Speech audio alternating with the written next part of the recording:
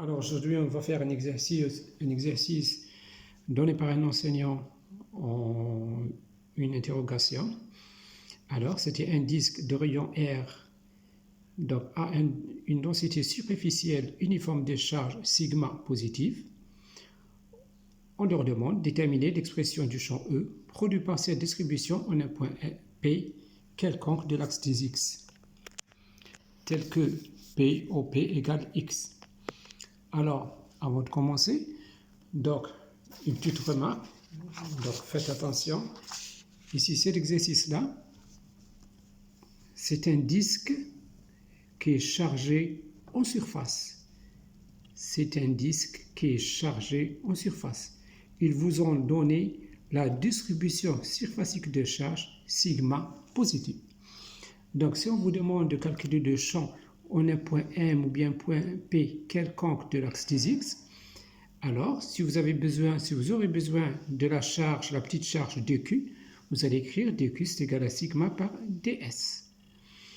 Et donc, vous allez essayer de prendre, si vous voulez, toutes les surfaces ds en faisant variant, si vous voulez, le rayon de 0 jusqu'à grand R, donc jusqu'au rayon du disque. L'autre fois, nous avons fait un autre exercice qui ressemble à celui-là, mais ce n'est pas la même chose du tout. L'exercice était un anneau chargé linéairement. Un anneau chargé linéairement, c'est-à-dire chargé seulement sur sa périphérie. Alors, à ce moment-là, ils ont demandé la même chose, déterminer le champ en un point P quelconque de l'axe des X. Alors, faites très attention. Ici, la distribution, c'est une distribution linéaire. Si vous avez besoin de la charge dQ, par exemple, d'une petite charge dQ, alors on aura dQ égale lambda par dL et non pas sigma par ds. Ce n'est pas la même chose. Ici, lambda, c'est la distribution linéaire de charge, son unité c'est coulomb par mètre. Ici, sigma, c'est la densité surfacique de charge, sa densité c'est coulomb par mètre carré. Alors, ce n'est pas du tout la même chose. Ça, c'est un anneau qui était chargé, c'est comme une jante d'une bicyclette qui est chargée à la périphérie seulement, c'est-à-dire sur le périmètre seulement. Ici, non, c'est un disque qui est chargé, si vous voulez, en surface. Alors, ça, c'est la première petite remarque. Donc, nous, on va voir comment l'enseignant a demandé aux étudiants, si vous voulez, de faire le calcul ou de bien déterminer le champ en passant par la surface ds, si vous voulez, formée par ce ruban-là. Alors, premièrement, on va voir comment déterminer cette surface ds. Alors, voilà comment déterminer cette surface ds.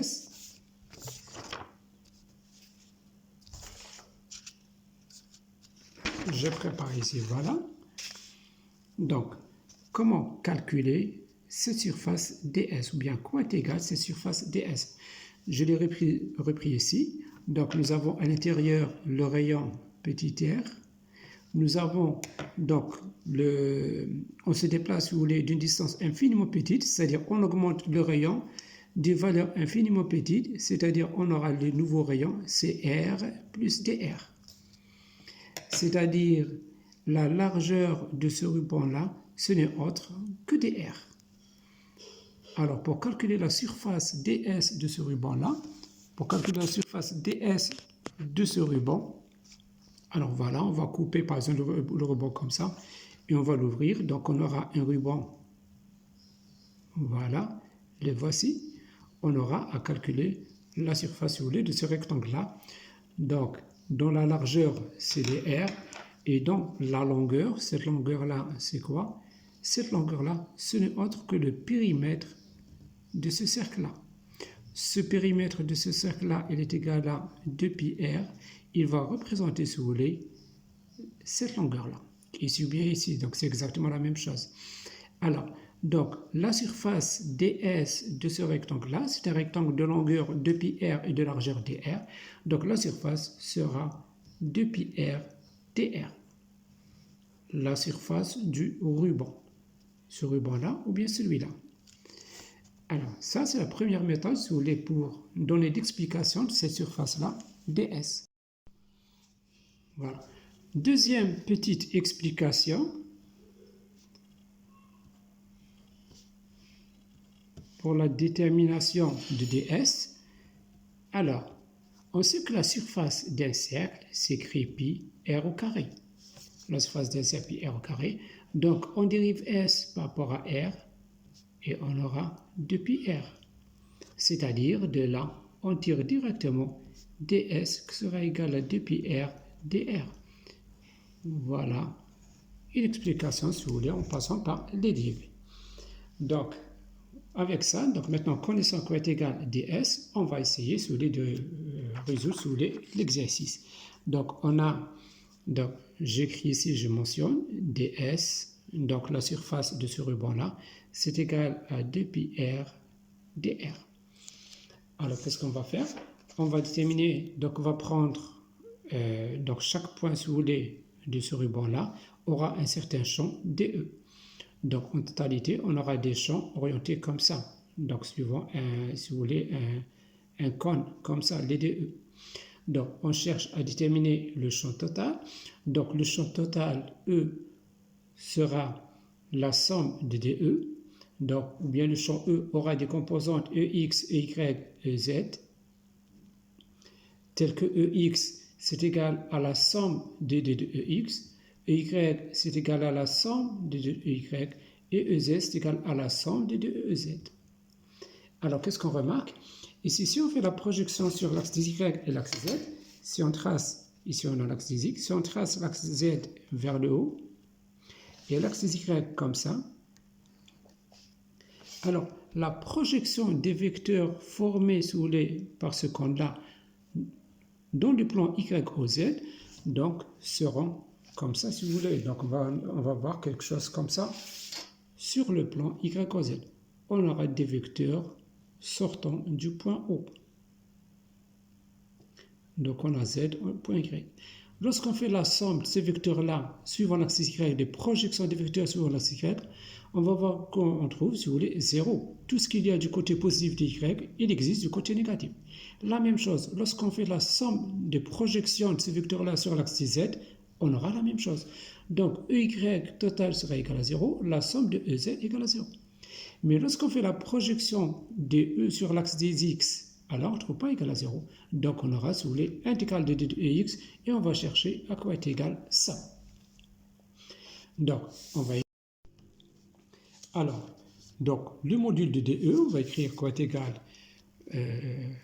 ou bien lorsqu'on fait la projection de ces vecteurs-là sur l'axe des X, donc on aura d de EX qui sera égal à DE par cosinus alpha. Alpha, c'est cet angle-là. Donc, celui-là, on le retrouve ici.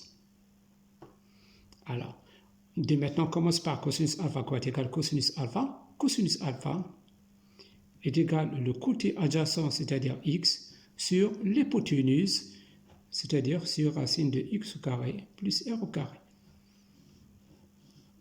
Alors, donc, d de ex égale à de par cosinus alpha, avec de c'est égal à quoi? De c'est égal à k de q sur la distance du point M considéré jusqu'au point P. Cette distance-là, ce n'est autre que la distance de l'hypoténuse, si vous voulez, de ce triangle rectangle. C'est racine de x au carré plus r au carré. Donc, racine de x au carré plus r au carré que je vais élever au carré. Voilà, multiplié par cosinus alpha. On remplace 2q par son expression, c'est sigma ds. Et on remplace ds aussi par son expression. Qu'est-ce que nous avons trouvé tout à l'heure? Nous avons trouvé que ds, c'était égal à 2πr dr. Donc, on aura d de ex sera égal k sigma par ds, c'est-à-dire 2πr dr, divisé par racine de x au carré plus r au carré. Lorsqu'on élève au carré, donc, on va enlever la racine tout simplement, multiplié par cosinus alpha. Nous avons dit cosinus alpha, c'est x sur racine de x carré plus r au carré. Donc, multiplié par x sur racine de x au carré plus r au carré. Voilà. C'est-à-dire, je vais ranger à peu près sous cette écriture-là. Donc, on a k par sigma par 2pi x. Voilà. Divisé par x au carré plus r au carré multiplié par racine de x au carré plus r au carré. Nous l'avons vu plusieurs fois. C'est x au carré plus r au carré à la puissance 3 demi. Et j'oublie pas le dr. Donc ici, nous avons une expression a multipliée par racine de a. Je vous ai dit plusieurs fois, si on a une expression a multipliée par racine de a, ce serait autre que a multiplié par a à la puissance 1 demi. C'est-à-dire sera a à la puissance 1 plus 1 demi, ça me donne a à la puissance 3 demi. Voilà, c'est pour cela qu'on a écrit x carré plus r carré à la puissance 3 demi. Voilà, ça c'est le champ d de ex. Pour déterminer le champ total ex, on doit faire la somme de d de ex. Alors, ex sera égal à la somme, c'est-à-dire intégrale de d de ex. On va intégrer par rapport à quoi? Alors, on remarque ici que nous avons dr, donc on intègre par rapport à r. Si on avait dθ, on intègre par rapport à θ. Si on avait dx, on intègre par rapport à x. Ici, on a dr, donc on intègre par rapport à r. Je vais faire sortir les constantes. Les constantes sont k, sigma, 2pi et même le x, c'est une constante. Intégrale de dr, de r, attention, j'ai oublié ce petit r là. Intégrale de r dr sur x au carré plus r au carré à la puissance 3 demi. Pour avoir toute la surface du disque, on doit faire varier sous le r de 0 jusqu'à grand R. Grand R est donné. Donc, on intègre de 0 jusqu'à grand R. Cette intégrale-là, intégrale de r au carré dr sur x au carré plus r au carré à la puissance 3 demi, nous l'avons vu l'autre fois. Donc, je vais la faire à la fin, si vous voulez. À la fin de la vidéo, je vais reprendre, si vous voulez, cette intégrale-là. Elle est égale, tout simplement, moins 1 sur racine de r au carré plus x au carré. Je vais la faire à la fin de la vidéo.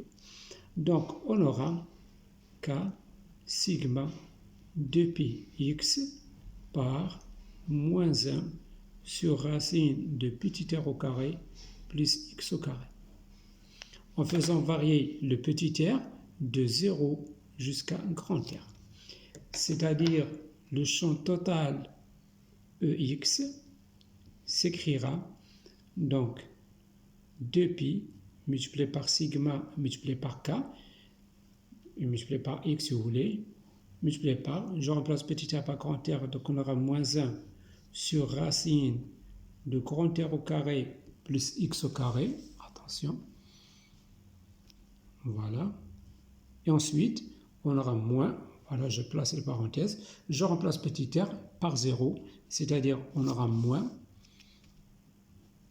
1, attention avec un signe moins, sur racine de x au carré. Voilà.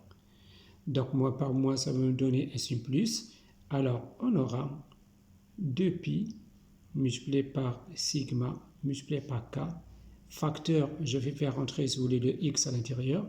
Donc on aura x sur racine de x au carré, ça me donne valeur absolue de x, moins x divisé par racine de grand R au carré plus x au carré. Généralement, lorsqu'on a les 2pi ici, on remplace k par 1 sur 4pi epsilon 0. Et ainsi, finalement, le champ EX s'écrira donc, on simplifie 2pi avec 2pi, donc on aura sigma sur 2 fois epsilon 0, facteur de x sur valeur absolue de x, moins x sur racine de r au carré plus x au carré. Voilà l'expression du champ E sur le EX. C'est-à-dire finalement, on peut écrire que le vecteur champ électrique E, ce n'est autre que EXI et sera porté par l'axe des X. Voilà, le champ E sera porté par l'axe des X. On peut vous demander de déterminer le potentiel, mais avant cela, je vais faire cette petite intégrale. Je vais vous faire cette petite intégrale très rapidement. Alors, voilà ici, qu'est-ce qu'on a? On avait intégrale de r dr sur x au carré plus r au carré à la puissance 3 demi. On va utiliser la méthode changement de la variable. Donc, je vais écrire comme ça. C'est intégrale de x au carré plus r au carré à la puissance moins 3 demi, multiplié par r dr. Et je vais faire un changement de variable. Donc, on va poser ça égale u à la puissance n. Donc, on pose, j'écris ici, on pose u égale x au carré plus r au carré. Et on pose aussi n égale moins 3 demi. Et d'autre part, on sait que si on a intégrale de u à la puissance n de u, c'est égal à quoi? Intégrale de u à la puissance n de u, ce n'est autre que u à la puissance n plus 1 sur n plus 1. Donc voilà, ici, on a déjà u à la puissance n, le voici. Il manque le 2u. Est-ce que je vais poser ça égal à 2u? Non, on n'a pas le droit de poser ça égal à 2u. Le 2u, si vous voulez, ça se dérive. Donc, on doit revenir ici et dériver cette expression-là pour obtenir le 2u. Donc, si je dérive u par rapport à r, qu'est-ce qu'on aura? On aura la dérivée de x au carré, c'est 0. Donc, on aura 2 fois r. C'est-à-dire, le 2u est égal à quoi? Le 2u sera égal à 2 fois r dr. Je n'ai pas le droit de poser 2u, r dr égale 2u. Le 2u se calcule. On pose u ce que vous voulez, vous posez n ce que vous voulez, mais le 2u non, ça se calcule, c'est d'après la dérivée. Donc ici, on a 2u, c'est 2r dr. Ici, j'ai seulement r dr. Donc qu'est-ce que je vais faire? Je vais multiplier par 2 et diviser par 2. C'est comme si je n'ai rien fait. Et à ce moment-là, je pourrais écrire ça de u. Donc on aura n demi de u à la puissance n de u, que je peux l'écrire. On sait que l'intégrale de u à la puissance n de u, c'est u à la puissance n plus 1 sur n plus 1. Donc ce sera n demi facteur de u à la puissance n plus 1 sur n plus 1. Et voilà, vous n'avez qu'à remplacer. Donc ce sera n demi de u à la puissance n plus 1. Nous avons dit n égale moins 3 demi. Si on calcule n plus 1, on aura moins 3 demi plus 1, c'est-à-dire plus 2 demi, ça me donne moins 1 demi. Donc ce sera u à la puissance moins 1 demi sur moins 1 demi. Et je remplace. Donc ce sera 1 demi. Le u c'est quoi? Le u c'est x au carré plus r au carré. Donc ce sera x au carré plus r au carré. Voilà, divisé par moins 1 demi. Je simplifie le 2 par le 2. Donc ce sera moins, ce moins 1 là. Et ça c'est à la puissance moins 1 demi. Moins 1 multiplié par x au carré plus r au carré à la puissance 1 demi en bas, c'est-à-dire racine de x au carré plus r au carré. Voilà, c'est ce que j'ai pris tout à l'heure. Voilà, ici. Alors, maintenant, si vous voulez, on va faire la deuxième méthode sur les déterminations de ce champ-là par une deuxième méthode, sans passer par la surface ds sur le du ruban. Alors, on passe maintenant à la deuxième méthode pour déterminer, si vous voulez, le champ électrique E, sans passer, si vous voulez, par la surface de ce ruban-là, ds. Alors, j'ai préparé un autre dessin. Donc voilà, donc on a l'anneau ici qui est chargé positivement par la densité surfacique de charge. On nous demande de déterminer le champ en un point P quelconque ici, ou bien situé à une certaine distance x. Alors qu'est-ce qu'on fait? On prend un élément infiniment petit de la surface. Un élément infiniment petit de la surface. Vous avez vu au cours que cet élément-là, c'est un élément ds qui s'écrit encore dans les polaires r, dr, dθ. Alors, cet élément infiniment petit porte une charge dq. Oui, cette charge dq, elle crée en tout point de l'espace des champs électriques sortants. Parmi tous ces champs-là, le champ qui m'intéresse, c'est le champ qui passe par le point P.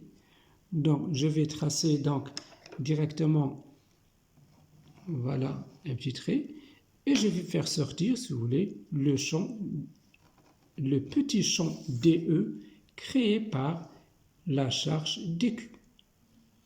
Donc, on a ici l'angle alpha, on le retrouve ici, voilà. On aura besoin toujours de cosinus alpha, donc je le calcule dès maintenant.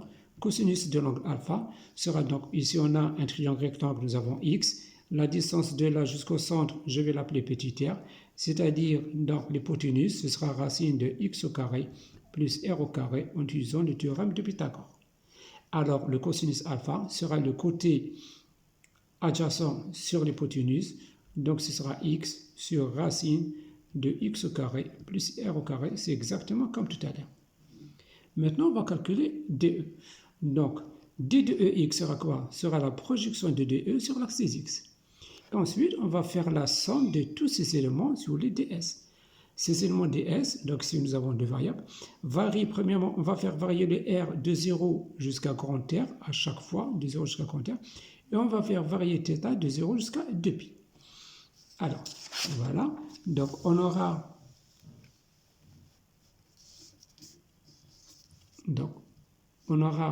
donc le champ DE, le module du champ DE qui s'écrira CK 2Q sur la distance, cette distance-là au carré, c'est-à-dire racine de x au carré plus r au carré. Alors on aura CK 2Q, c'est quoi? C'est sigma ds sur, je n'ai pas mis au carré, voilà. Donc on aura x au carré plus r au carré.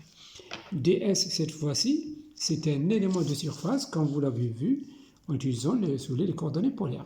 L'élément de surface, ce ds-là, ce n'est pas comme tout à l'heure. Tout à l'heure, c'était un ruban. Mais maintenant, non, c'est un petit élément comme ça. Donc, si tu as une distance r, et dans l'angle, si vous voulez, c'est un angle infiniment petit. Voilà, l'angle de θ. Et à une certaine distance r, on a pris, si vous voulez, cette surface-là. Nous avons vu ça déjà. Donc, essayez de revoir sur les premiers exercices que j'ai fait. Donc, c'est ce qu'on appelle un élément de surface en coordonnées polaires. On commence par calculer le module du champ DE. Donc, qui sera égal K multiplié par la charge dQ sur la distance donc, du point considéré, c'est-à-dire du point M si vous voulez, jusqu'au point P. Cette distance-là, c'est racine de x carré plus r au carré. Donc voilà, sur racine de x au carré plus r au carré au carré. Ensuite, je remplace donc c'est k dq. dq donc c'est sigma ds sur racine de x au carré. Donc j'enlève la racine, donc ce sera x au carré plus r au carré. Et ds est égal à quoi? Donc ds, nous avons dit, ce n'est pas le ds, attention, ce n'est pas le ds de ce ruban-là, mais ce ds-là, ce n'est pas la même chose. Hein. Ici, c'est un élément de surface. Un élément de surface que vous avez vu déjà en coordonnées polaires. Et vous pouvez voir mes premières vidéos, vous allez trouver sous cette démonstration. Donc ds est égal à r dr par dθ. C'est-à-dire, on aura k sigma r dr dθ sur x au carré plus r au carré. Ça, c'est le module du champ DE.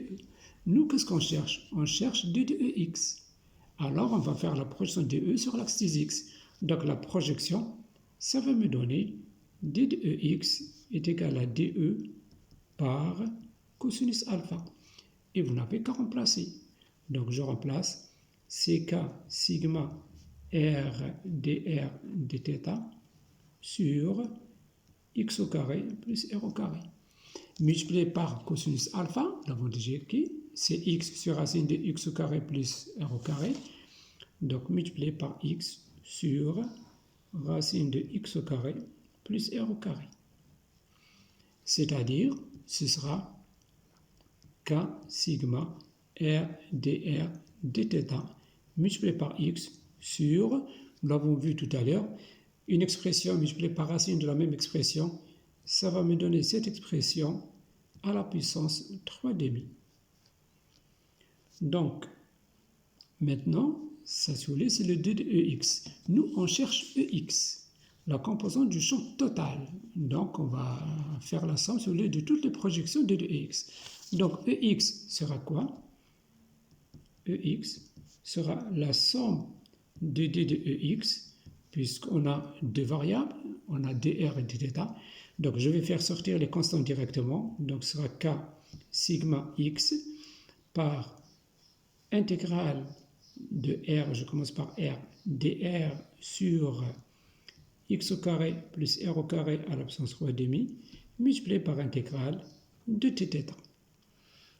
Alors voilà, on va intégrer, donc pour prendre toutes les charges de notre disque, on doit faire varier le petit r de 0 jusqu'à grand R à chaque fois, et on va faire varier θ de 0 jusqu'à 2π. Donc θ varie de 0 jusqu'à 2π, et le petit r varie de 0 jusqu'à grand R. Donc, nous avons vu tout à l'heure cette démonstration-là. Intégrale de r dr sur racine de x carré plus r carré à la puissance 3,5. Le résultat, c'était moins 1 sur racine de ça. Donc, je n'ai qu'à reprendre ça. On aura k sigma x par moins 1 sur racine de x au carré plus r au carré. Voilà, en variant le petit r de 0 jusqu'à grand R. Et on a intégrale de dθ. Intégrale de dθ, ça me donne θ. Voilà, de 0 jusqu'à 2π. Donc ici, on aura 2π moins 0, c'est-à-dire 2π. Donc finalement, je vais écrire le champ EX. Donc je vais faire sortir 2π de là. Donc on aura k multiplié par 2π sigma x par, je remplace petit r par grand R premièrement, donc on aura moins 1 sur racine de x au carré plus grand R au carré. Ensuite, moins, avec ce moins-là, bon, ça veut dire je vais mettre une parenthèse, et je remplace petit r par 0. Donc, racine de x au carré. Voilà, moins par moins, ça me donne plus, donc je vais inverser ces deux-là, et je profite de l'occasion, je remplace ici k par 1 sur 4π epsilon 0. On simplifie par 2π, donc ce qui va nous rester, donc on aura EX qui sera égal à sigma sur 2 fois epsilon 0. Je vais faire rentrer x à l'intérieur, donc ce sera x sur racine de x au carré, c'est valeur absolue de x, moins 1 sur racine de x au carré plus r au carré. Voilà l'expression du champ E sous l'aide de la composante EX. Alors, le champ, si on veut écrire le vecteur champ électrique finalement, il sera porté par l'axe des x, c'est-à-dire ce sera tout simplement EXI. Donc, le champ total à la fin. Donc, lorsqu'on fait la somme de tous ces champs-là, on aura un champ suivant l'axe des x. Voilà, je vous remercie.